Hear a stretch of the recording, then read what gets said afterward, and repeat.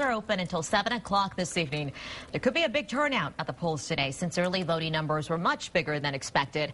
Around 1.7 million Texans have already cast their ballot. And when you compare that to the election in '06, that's 650,000 more voters.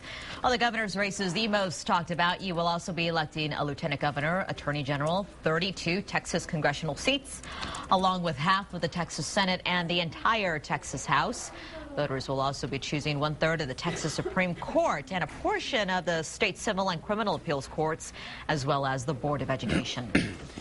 People who live in Austin will have to decide on Proposition 1, Austin's $90 million mobility bond proposal. Among the major hike and bike projects that $90 million would fund, 3rd Street construction, reconstruction with the Lance Armstrong Bikeway. More than $14 million for a pedestrian boardwalk on Lady Bird Lake, and pedestrian improvements near Waller Creek. As for vehicle traffic, $4 million would go toward improvements at the Wyandotte Hill. Another $2.3 million is in the plan for the I-35 East 51st interchange. Opponents say it does not do enough.